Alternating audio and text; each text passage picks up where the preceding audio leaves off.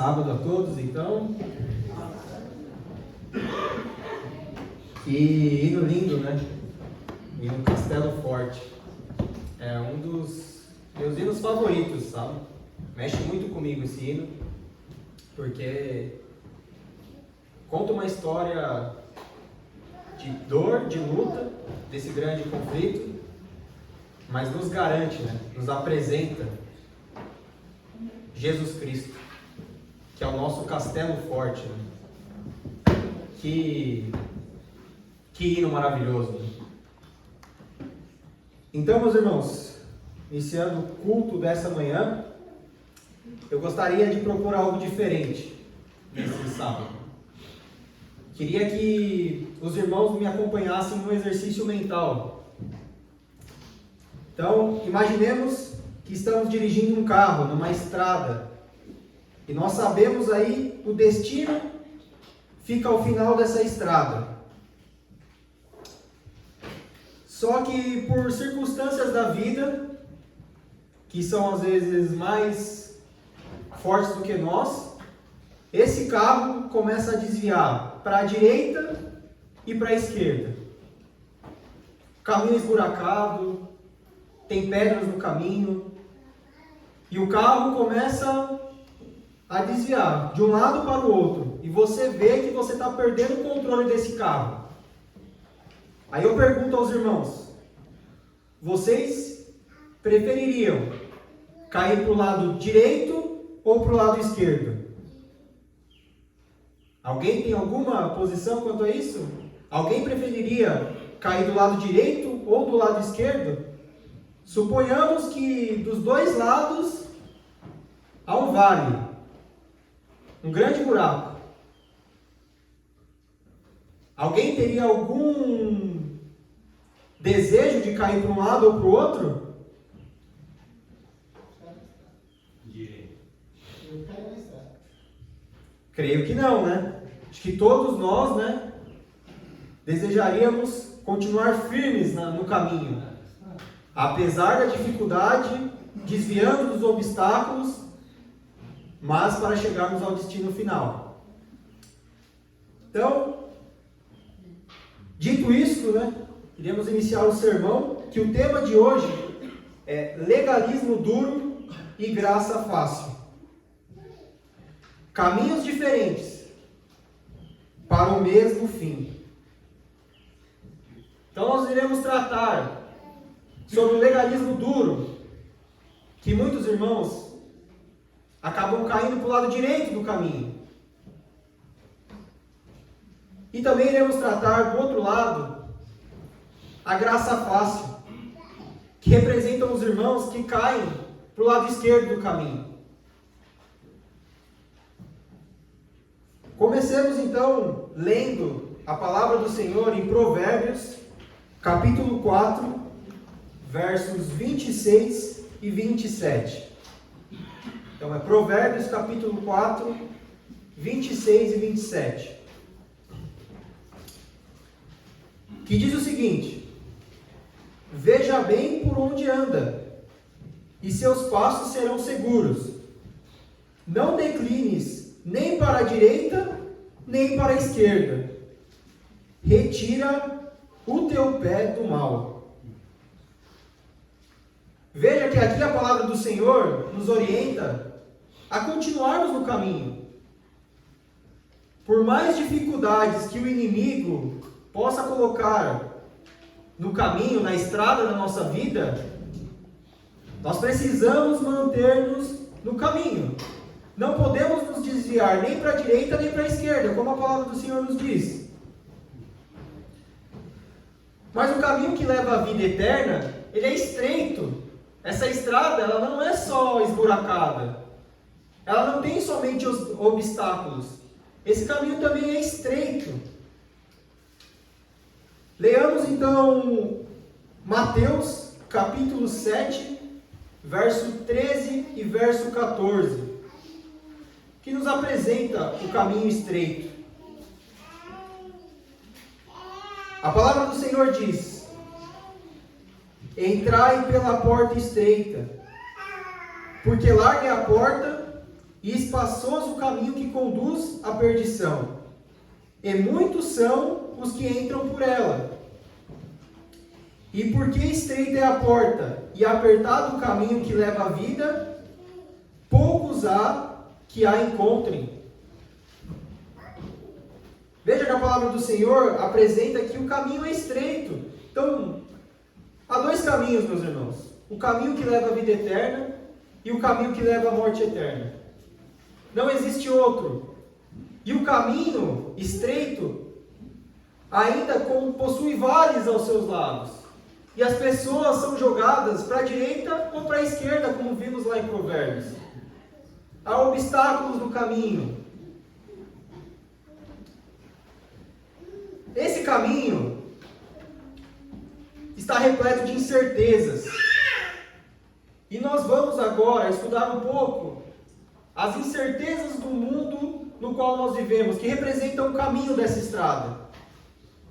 Veja, eu trouxe aqui um sociólogo chamado Zygmunt Bauman.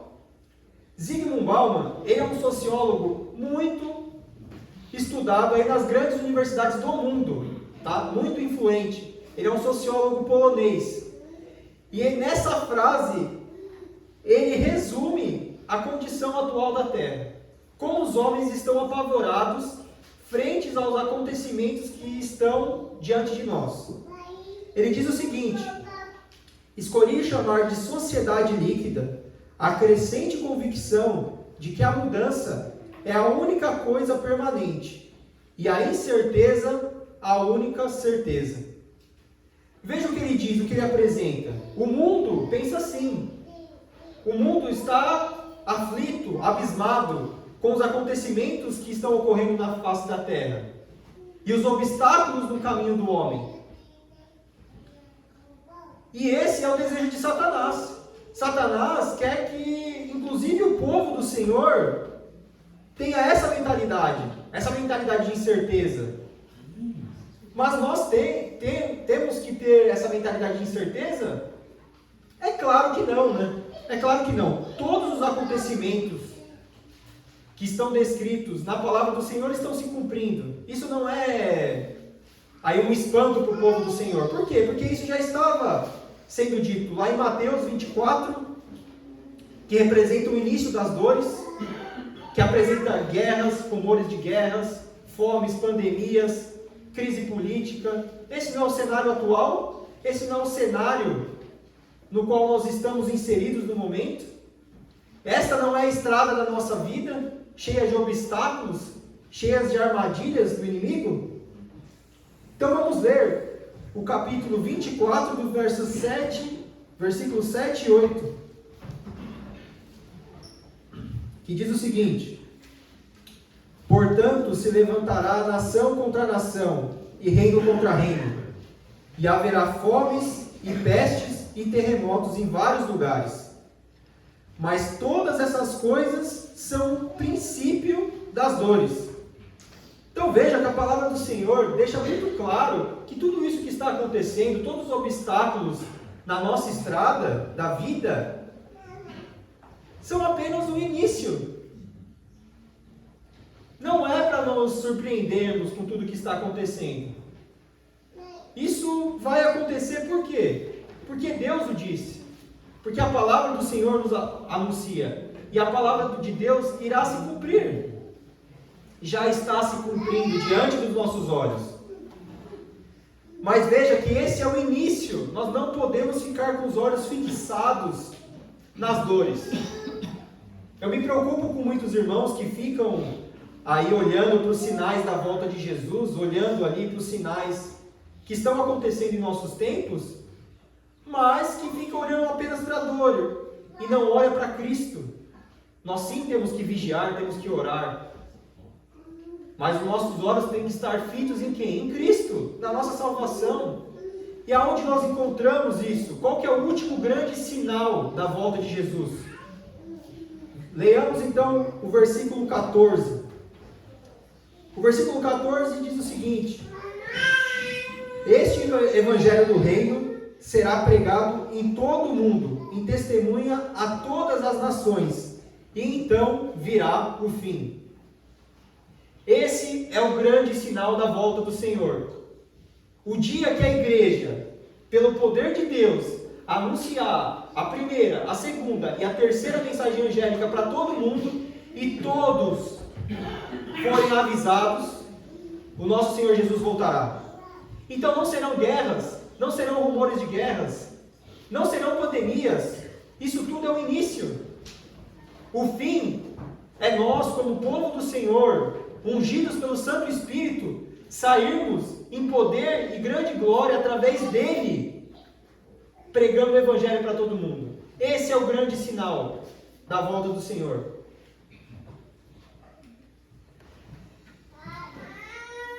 Vamos ler então o que a serva do Senhor, Ellen White, escreveu no livro Testemunhos para a Igreja, volume 8, página 120.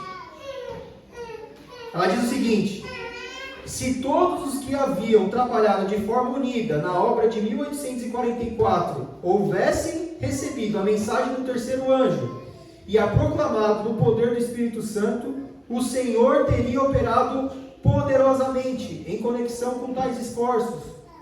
Um dilúvio de luz ter-se-ia derramado sobre o mundo. Há muitos anos, os habitantes da terra haveriam sido advertidos. O encerramento da obra completado, e Cristo já teria voltado para a redenção de seu povo. Meus irmãos, esse texto é muito forte. Esse texto mexe comigo. Porque vejam o que a serva do Senhor nos diz aqui, que se o povo do Senhor, se os adventistas do sétimo dia, lá em 1844, após a grande decepção, eles continuassem a pregar as 3 mensagens angélicas ao mundo, o Senhor Jesus Cristo já teria voltado e resgatado os seus. Talvez eu e você que estamos aqui no dia de hoje, nem viríamos a existência. Meus irmãos, até quando nós, como povo do Senhor, vamos admitir esse mundo de pecado? Até quando nós vamos cochear entre dois senhores, entre Deus e o mundo? Veja que o Senhor Jesus Cristo, no seu santuário, está esfregando as mãos, ele está ansioso para voltar em poder e grande glória. Mas qual que é o sinal, o último e grande sinal da volta do Senhor Jesus? É anunciarmos a mensagem a todo mundo, para que todo mundo seja alertado, então virá o fim. Não é isso que diz a palavra do Senhor? Então o que nós estamos esperando? Estamos olhando para o obstáculo no meio do caminho, enquanto nós devíamos olhar para a cruz de Cristo e para Ele somente, enaltecer somente a Ele, que através do poder dele nós seríamos capazes de pregar essa mensagem em alto e bom tom para todo mundo. Mas parece, né, meus irmãos, que o mundo ele está aparentemente dividido, né?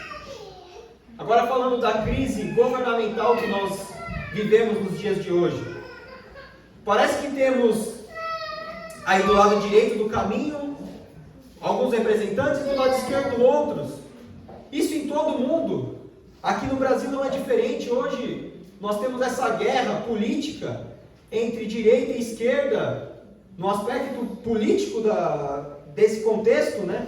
Onde vemos duas figuras usando muitas vezes a palavra do Senhor de forma equivocada, porque a palavra de Deus nos diz claramente que política e religião não devem se misturar.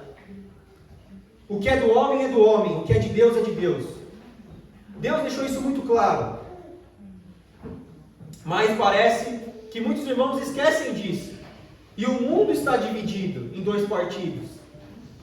E o Brasil não é diferente. Vamos ter as eleições aí amanhã. Eu não sei, pode ter alguém aqui que esteja preocupado com o resultado das eleições. O que vai ser naquele pensamento do Bauman lá que a gente leu aqui um pouco atrás, né? De incerteza. O que será se o Lula ganhar? O que será se o Bolsonaro ganhar? Você acha que isso é realmente importante para a palavra de Deus? Você acha que esse fator de Lula ou Bolsonaro vai afetar no cumprimento da palavra de Deus? De maneira nenhuma, meus irmãos. De maneira nenhuma.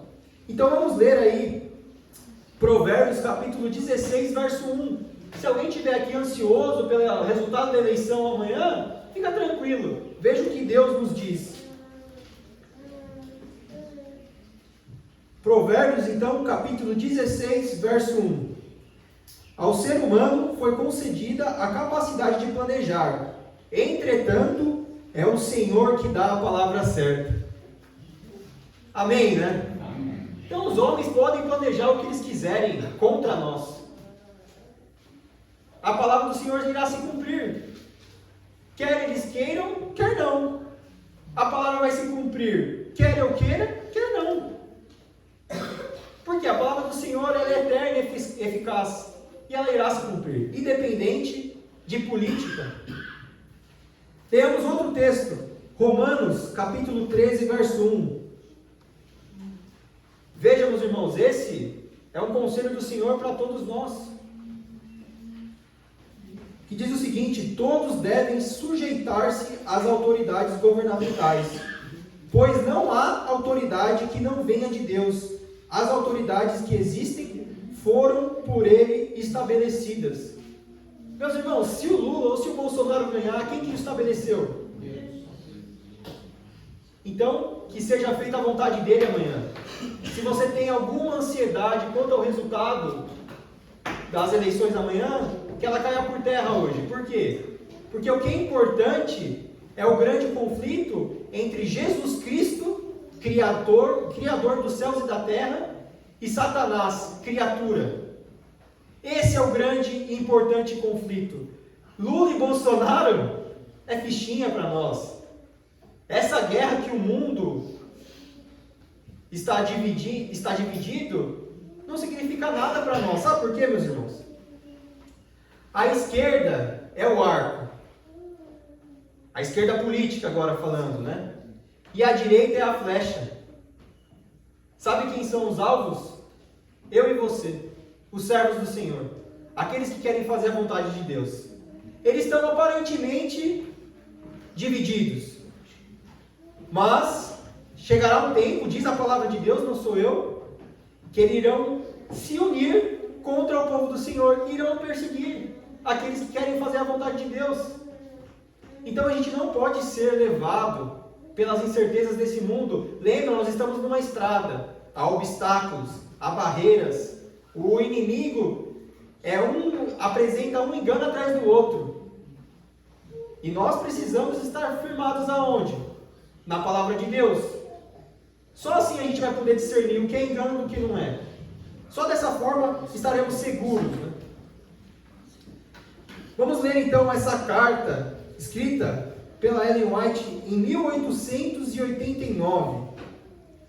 Trazendo para o contexto espiritual, então. Esquecemos o contexto político, porque o contexto político é fichinha, né?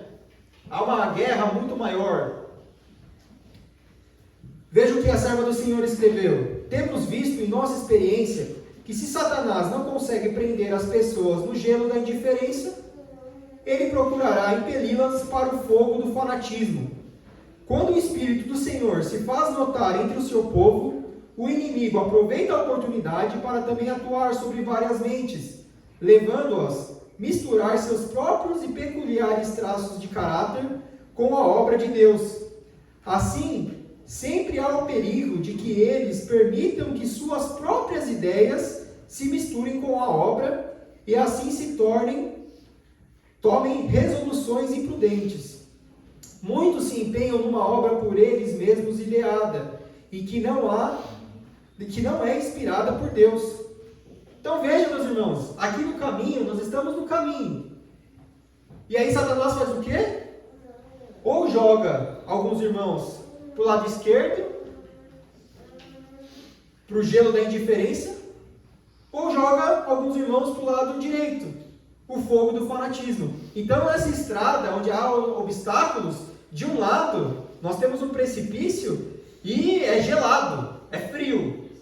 E do lado direito, nesse precipício, tem fogo. E Deus nos chama para andar nesse caminho estreito. Seguirmos o caminho. Que o caminho é quem, meus irmãos? Jesus. O caminho é Jesus.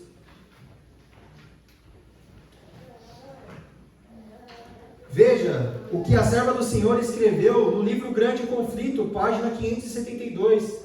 Livro este que iremos distribuir aos milhões, milhares e que a serva do Senhor nos diz em seus livros que no tempo do fim ele iria ser distribuído em todo o mundo. Isso está acontecendo e nossa igreja faz parte desse movimento. Nós arrecadamos em pouco tempo, em alguns meses, graças ao nosso Senhor Jesus Cristo, o dinheiro equivalente a 14 mil livros. Isso é obra de algum homem? Isso é obra de Deus. Alguém seria capaz de imaginar que em tão pouco tempo nós iríamos arrecadar tamanha quantia no interior aqui de Não Me Toque? Sabe? Eu estou gravando esse sermão para transmitir para pessoas que nos ajudaram. Então, meu muito obrigado para você que nos ajudou aí do outro lado do mundo. E que a palavra de Deus ela vai alcançar os corações. A promessa vai se cumprir. O último grande sinal, que é o mundo ser advertido, ele irá se cumprir. E que isso seja em nossos dias. E que você faça parte disso. Que você ajude, que você auxilie. Temos uma caixinha ali. Sabe? Quem puder ajudar, auxiliar. A nossa meta é alcançar os 20 mil livros. E fazer um grande impacto nessa região. Mas voltando ao nosso tema, veja que há um poder aqui que vai unir essas pessoas que caíram do lado direito e essas pessoas que caíram do lado esquerdo, para reuni-las contra o povo do Senhor. E que poder é esse? Nós sabemos muito bem que poder é esse, é o papado. E é por isso que é de grande importância entregarmos esse livro para o máximo de pessoas possível. É por isso, por essas mensagens, olha que mensagem importante para os nossos dias. Vamos ler então o texto. Diz o seguinte: o papado está adaptado a satisfazer as necessidades de todos estes. Está preparado para as duas classes da humanidade, abrangendo o mundo quase todo. Os que desejam salvar-se pelos próprios méritos, os que caem para o lado direito do caminho, e os que desejam ser salvos em seus pecados, os que caem do lado esquerdo do caminho. Eis aqui o segredo do seu poder. Então você quer saber o porquê que a Igreja Católica ela tem 1 bilhão e 34 milhões de fiéis? É por causa disso, meus irmãos. Porque eles estão recolhendo as almas que caem para o lado direito e para o lado esquerdo do caminho. Por isso que eles têm esse poder de convencimento. Por isso que a igreja deles estão lotadas de fiéis. E a nossa muitas vezes estão vazias. É por isso. Mas como nós podemos então nos equipar, nos preparar? Que armadura devemos vestir para combater um poder tão grande assim? Um poder que move multidões, né? 1 bilhão de pessoas e 34 milhões é muita gente, né? É muita gente. E aqui está a nossa armadura. A nossa armadura é a palavra de Deus, meus irmãos. A guerra final será a palavra de Deus contra a palavra de Deus. Os homens utilizarão das santas escrituras para nos perseguir. E se nós, como povo do Senhor, não estudarmos a palavra de Deus, nós seremos enganados, meus irmãos. Nós iremos cair nas valas, nos obstáculos que o inimigo colocar em nosso caminho. Iremos desviar para a direita ou para a esquerda. Iremos cair para o gelo da indiferença ou iremos cair para o fogo do fanatismo. Então é a palavra de Deus que vamos usar. Então, usando a palavra de Deus, nós vamos então analisar o grupo que caiu para a direita, primeiramente. Aquele grupo que caiu da direita do caminho, usando a palavra de Deus. Aqueles que acham que podem se salvar pelos seus próprios méritos, que é chamado, isso teologicamente, de legalismo. São os legalistas, que acreditam que vão se salvar pelos seus próprios méritos. Essas pessoas, elas têm 3 características importantes, tá? Do comportamento legalista. Primeiro, elas confiam nas suas próprias obras para a salvação.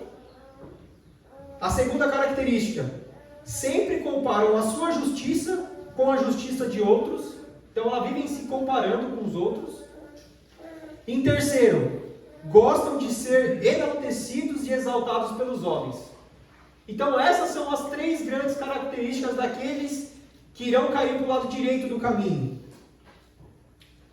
Então vamos ouvir então as palavras de alguém que é incontestável, que é o Senhor Jesus Cristo, em Lucas capítulo 18, versos 9 ao 14.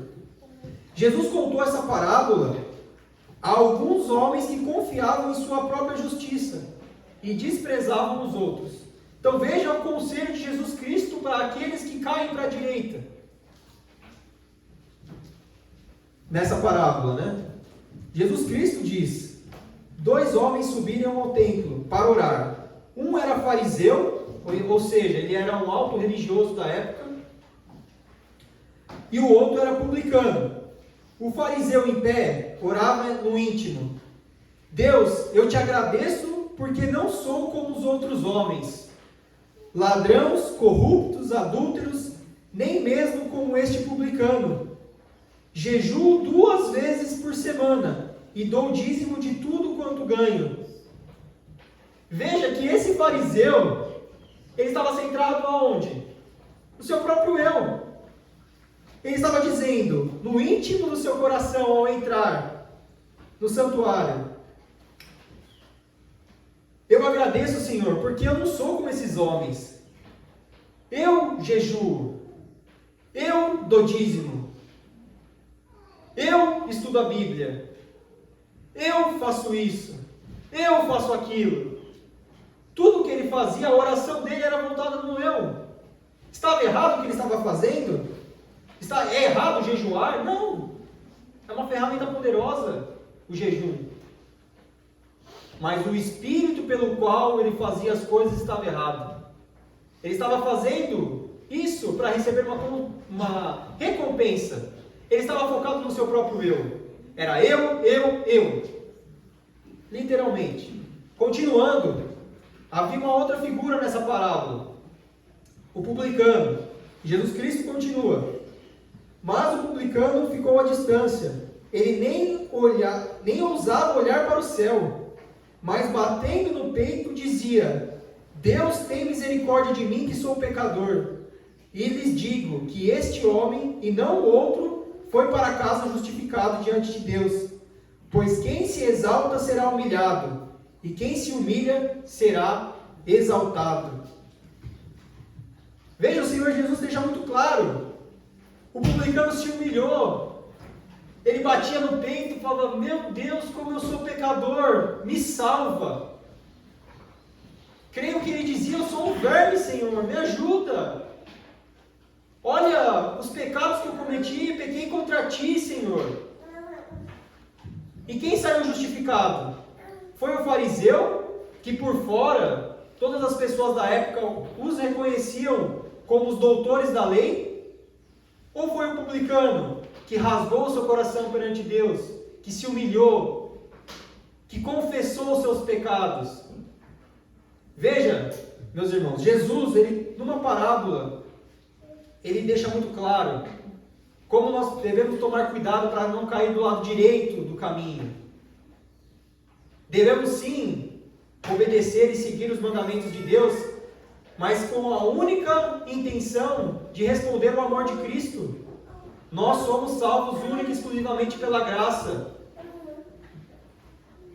Única e exclusivamente pela graça.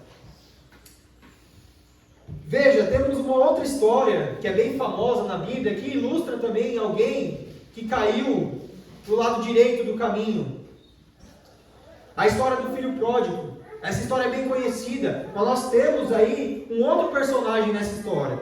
O filho mais novo, então, né, que é o filho pródigo, saiu de casa desperdiçando os bens que seu pai lhe tinha dado e depois voltou para casa.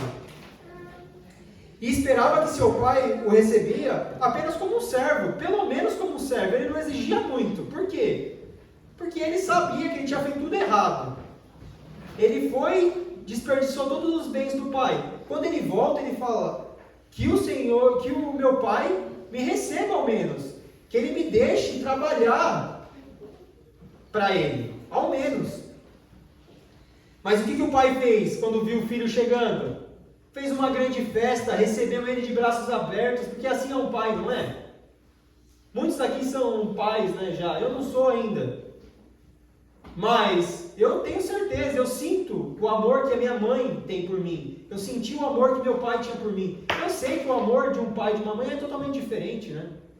E quem é o nosso pai? É Deus.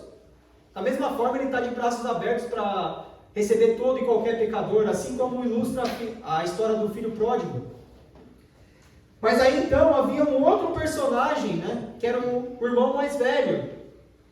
O irmão mais velho, ao ver então o pai recebendo esse filho que não trabalhava para ele, que desperdiçou o seu dinheiro, que saiu da casa, que gastou o dinheiro com meretrizes, ao ver esse filho sendo recebido pelo pai, o filho mais velho não gostou nada disso, né?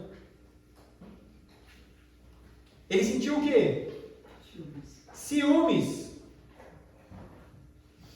E ele estava focado em quem? Nele mesmo. Lembra as 3 características que eu apontei lá no começo? Focado no próprio eu. Se comparando com o irmão. Ele deve ter falado para o pai, né? Pai, eu estava aqui.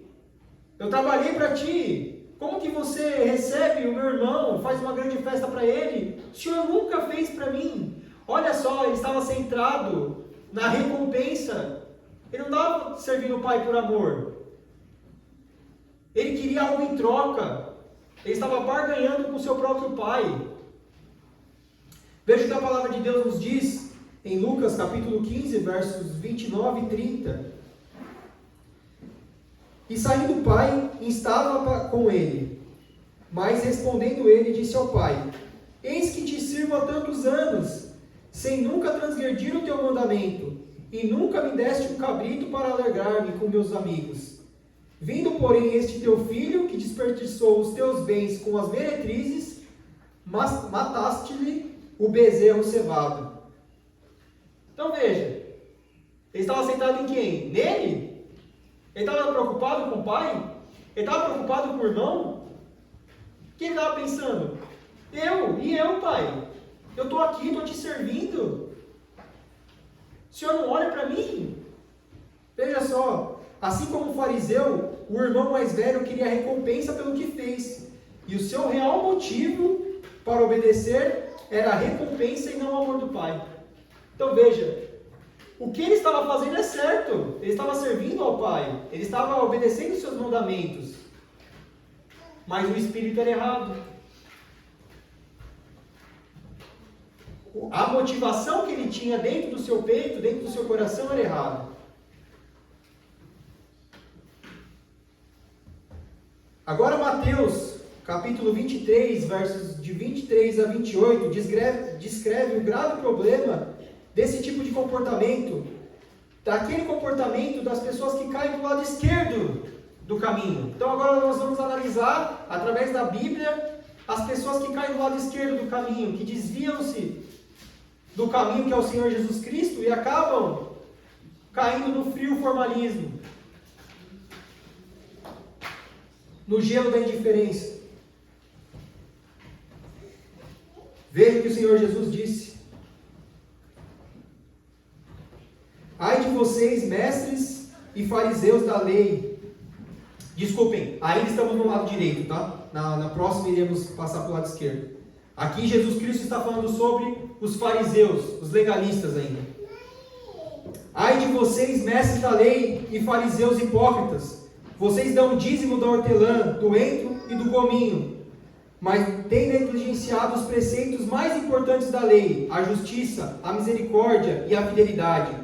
Vocês devem praticar estas coisas, sem omitir aquelas. Guias cegos, vocês coam um mosquito e engolem um camelo.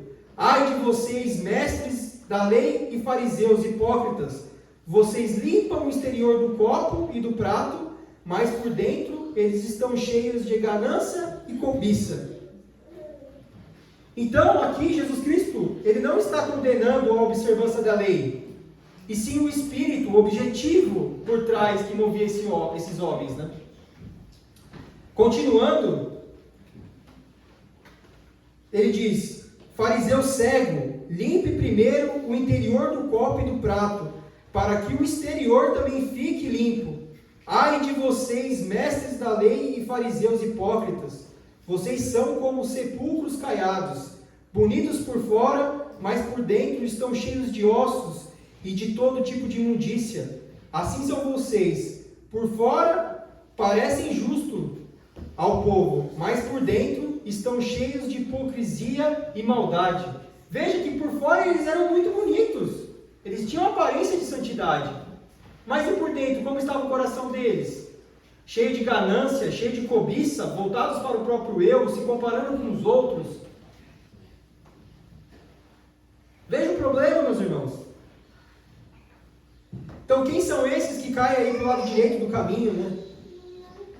São aqueles que dizem: sou dizimista, por isso sou melhor que meu irmão, mereço a salvação. Aqueles que buscam a salvação pelas obras, né?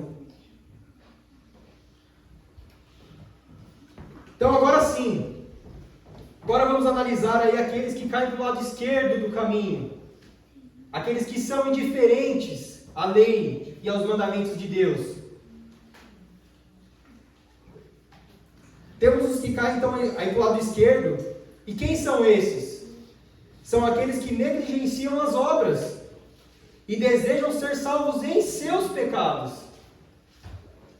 Então, eles estão no caminho, mas eles não querem abrir mão do mundo. Eles querem seguir a Deus, mas eles não querem abrir mão do mundo, e eles acabam caindo para o lado esquerdo do caminho. Caem no obstáculo, nos ardis de Satanás para o lado esquerdo. Então, os anteriores, né, os que caem para o lado direito, eles exaltam o quê? A lei e rebaixam a graça. Esses irmãos que caem para o lado esquerdo, rebaixam a lei e exaltam a graça. Veja o que acontece, meus irmãos. Vamos ler então 2 Timóteo, capítulo 3, versos de 1 a 5, que retrata um pouco aqueles que caem para o lado esquerdo do caminho. Veja o que a palavra do Senhor nos diz. Saiba disto, nos últimos dias sobrevirão tempos terríveis.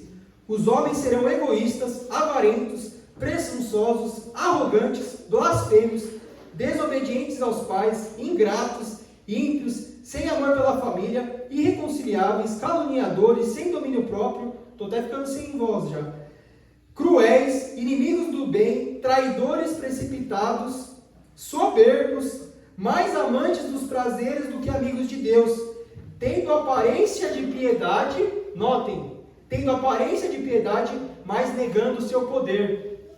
Então, que esses irmãos que caem para o lado esquerdo do caminho, ele até reconhece que Jesus Cristo é o Senhor, mas negam o poder de Cristo para transformar a sua vida. Eles querem ser salvos da maneira que eles estão. Eles querem se unir à igreja e querem transformar a igreja. Eles não querem se adequar ao que a palavra de Deus nos diz. Eles querem editar a palavra de Deus, eles querem editar a lei. Veja aqui o problema dos irmãos que caem para o lado esquerdo do caminho. Eles costumam dizer muitas vezes que Deus é amor, que Deus é graça, que Deus é misericórdia. Mas, enquanto professam, negam a eficácia e o poder de Deus para transformar a sua vida. Veja aqui o grande problema que nós temos. São pessoas que reconhecem a Cristo, mas que não admitem que Ele tem poder para o transformar. Aí vocês devem estar pensando, não, mas esse texto foi escrito para as pessoas do mundo, não foi escrito para a igreja. Será? Vamos ver o que a Ellen White diz e comenta acerca desses versículos, né? Ela começa ali descrevendo o quadro que o apóstolo Paulo desenhou, do professo povo de Deus nos últimos dias. Então esse não é um quadro, essas características que eu citei, não são do mundo, são do povo de Deus. Ela continua, é um delineamento triste, mas fiel das igrejas populares de nosso tempo. Então, tendo aparência de piedade, mas negando o poder. Aí ela cita toda aquela lista que nós lemos ali em Timóteo, e depois ela diz: tais são algumas especificações do catálogo obscuro que ele deu. Então, todo esse catálogo de problemas de coração que é apresentado ali em Timóteo, representa a igreja de Deus no tempo do fim, nos últimos dias. Isso se refere a nós, não é aos ímpios, às pessoas do mundo. Vamos ler então 2 Timóteo 4, capítulo 2 ao 4.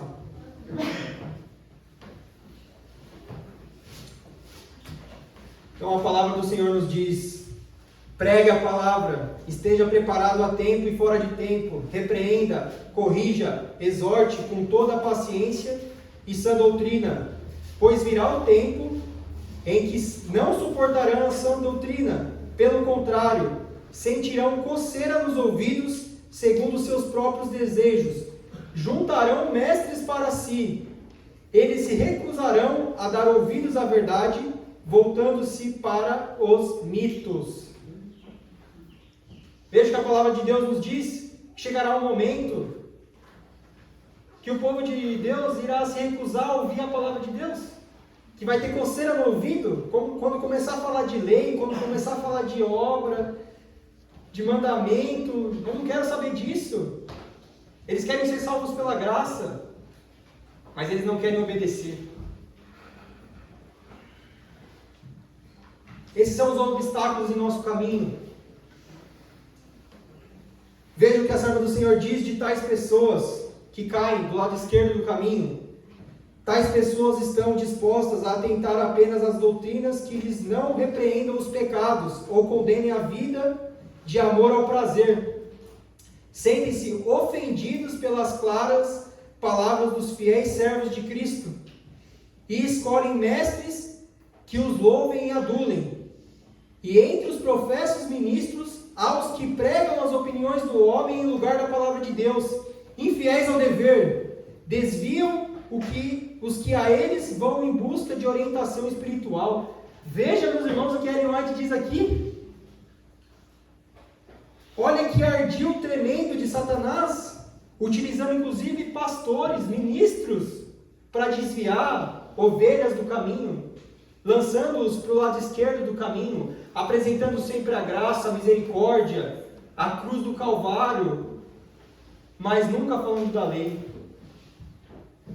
Nunca dizendo que é necessário obedecer aos mandamentos de Deus para entrar no reino dos céus. Eles apresentam uma graça fácil. Os outros, os fariseus, aqueles que caíam para o lado direito, apresentavam um legalismo duro, sem o amor de Cristo.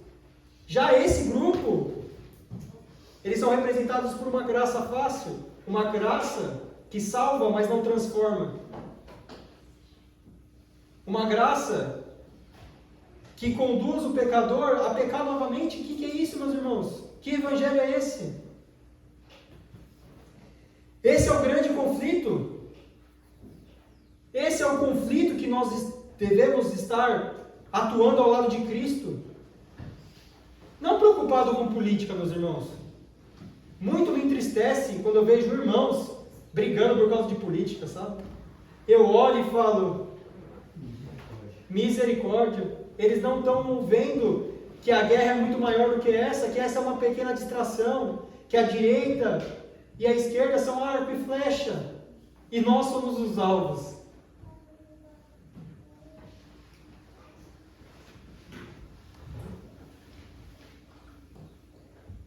Então, meus irmãos, no passado, a grande maioria dos judeus, eles acreditavam, e acreditam até hoje apenas no Antigo Testamento.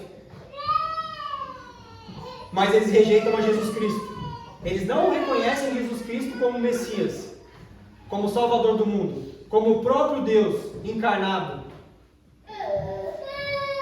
E muitos cristãos, nos dias de hoje, acreditam no Novo Testamento, mas rejeitam o quê? A lei. Dizem, a lei foi abolida na cruz, eu não preciso seguir os mandamentos de Deus, eu sou salvo pela graça, sou salvo pela fé. Sim, salvo para obedecer, salvo para andar no caminho estreito. Veja que o inimigo, na sua grande maioria da população mundial, desviou muitos para o lado direito. Desviou o povo judeu para o lado direito, pois eles negam Jesus Cristo. E nos dias atuais, nos dias em que estamos vivendo hoje, o inimigo desvia muitos para o lado esquerdo do caminho, oferecendo uma graça barata, uma graça que salva, mas não transforma. Então vamos ver aí Romanos capítulo 3, versos 25 e 26. Pois é ali, na cruz do Calvário, meus irmãos, que a justiça e a graça se encontraram perfeitamente e deram as mãos.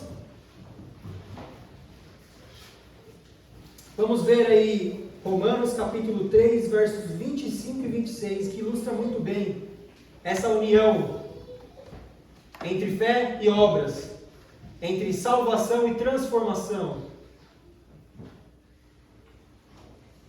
e que nos ajuda a discernir o legalismo duro e a graça fácil. Então a palavra do Senhor diz: a qual Deus propôs para propiciação pela fé no sangue de Jesus, para demonstrar a sua justiça pela remissão dos pecados dantes cometidos, sob a paciência de Deus para demonstrar da sua justiça neste tempo presente, para que ele seja justo e justificador daquele que tem fé em Jesus. Amém, né? Nós somos salvos pela fé, pela graça de Deus, pelo sacrifício dele. Nada do que eu ou você possa fazer irá nos justificar perante a Deus. Nós somos pecadores. Mas isso não quer dizer que então eu estou livre da lei, que eu posso fazer o que eu quiser, então eu vou professar o meu nome, o nome de Jesus Cristo. Enquanto eu professo o nome de Jesus Cristo, cometo pecados. Muitas vezes os nossos atos dizem mais do que as nossas palavras. Nós vamos em muitas igrejas aí de outras denominações, e você chega lá, as pessoas estão gritando, glória a Deus, aleluia, e é grito sobre grito. Mas quando você vai ver a vida dessas pessoas, não condizem com aquilo que elas professam. Não querem obedecer aos mandamentos. Veja o problema aqui. Então a serva do Senhor aqui no livro Fé e Obras, quem não leu, leia. É um livro curtinho. Tem audiobook lá no YouTube. Só você colocar lá Fé e Obras, Ellen White, no YouTube você vai encontrar esse livro e você vai poder ouvi-lo. O capítulo 13 fala só sobre esse tema de fé e obras, para que a gente não caia nem para a direita nem para a esquerda. Veja o que ela diz: não somos salvos pela lei, nem na desobediência. Esse é o título. Contanto tenhamos de estar em harmonia com a lei de Deus, não somos salvos pelas obras da lei. Contudo, não podemos ser salvos sem obediência. A lei é a norma pela qual é avaliada o caráter, mas não podemos absolutamente guardar os mandamentos de Deus sem a graça regeneradora de Cristo. Só Jesus pode purificar-nos de todo pecado. Ele não nos salva pela lei, nem nos salvará na desobediência da lei. A harmonia entre tudo que vimos hoje da Bíblia e do Espírito de profecia, perfeita harmonia, né? Essa mensagem, meus irmãos, é uma mensagem de Deus. Você acha que eu tenho 3 anos de batizado?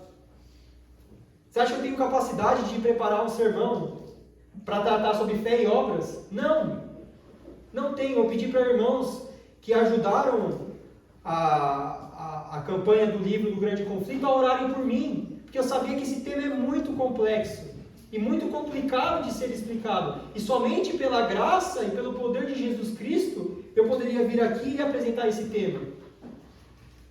A honra e glória é dele.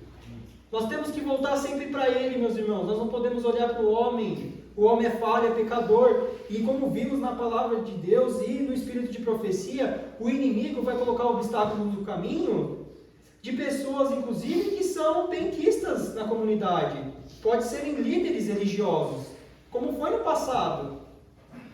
E nós não devemos olhar pela aparência, uma pessoa que parece ser santa. Nós temos que olhar o íntimo do ser. E quem pode olhar o íntimo do ser, a não ser Deus? É só Deus. Só Deus sabe o que está no coração de cada um de vocês e no meu. Só Ele é capaz de nos julgar. Nós não podemos julgar o próximo. Essa é a mensagem de Deus para nós. Nós não podemos dizer, no meio do caminho, você está caindo para a direita, você está caindo para a esquerda. Não, esse trabalho é de Deus. Nós devemos estender a mão para aqueles que estão no caminho, caindo e se desviando da verdade que é Jesus Cristo. Somente dessa forma, nós iremos cumprir o grande e maior sinal da volta de Jesus, que é a pregação do Evangelho. Somente assim, o caráter de Deus será refletido no seu povo. E o que representa a lei, a não ser a perfeita expressão do caráter de Deus? Quando a expressão do caráter de Deus for refletida no povo do Senhor, Jesus Cristo irá voltar. Ele tirará os mandamentos da pedra que ele escreveu com o dedo e escreverá no meu e no seu coração a lei dele. E nós iremos fazer isso por amor a Ele, única e exclusivamente por amor.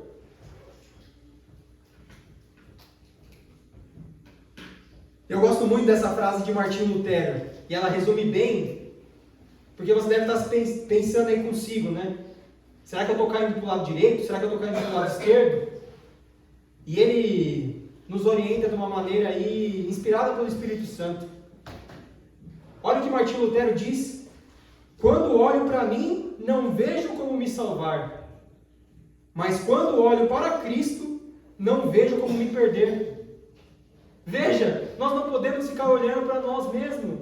A gente vai olhar para o nosso interior e a gente vai falar: eu sou pecador. Eu desvio às vezes para o lado direito e esquerdo do caminho. Mas o que nós temos que fazer como publicano? Ajoelhar perante ao Senhor, fechar a porta do nosso quarto e rasgar o nosso coração e falar para Deus: Deus, eu sou um pecador miserável. Tende misericórdia de mim, Senhor. E o que acontecerá com você e comigo quando fizermos isso no nosso quarto? Sairemos de lá o quê? Justificados pelo sangue de Jesus, amém? Não há pecado que o nosso Senhor Jesus não pagou na cruz do Calvário. Isso é muito sério, meus irmãos. Nós precisamos entender, precisamos manter os nossos olhos fitos em Jesus Cristo. Neste caminho estreito, tortuoso, cheio de valas, cheio de buracos, cheio de pedra no caminho, mas nós precisamos, como um povo unido, avançar nesse caminho estreito, dando a mão para aqueles que se desviam, não julgando, não apontando. Eu não quero que você aqui, ao ouvir esse sermão, pense em determinado irmão: aquele irmão é um legalista, aquele irmão ele caiu para o lado esquerdo já, ele oferece a graça fácil. Não, meus irmãos, olhe para si mesmo e principalmente olhe para Jesus. E Jesus irá julgar. Nós não somos ninguém para julgar, né, o nosso próximo. Então eu gostaria de concluir o nosso sermão com a palavra de Deus. Eu queria que todos abrissem aí no livro de Romanos, capítulo 8, verso 38 e 39.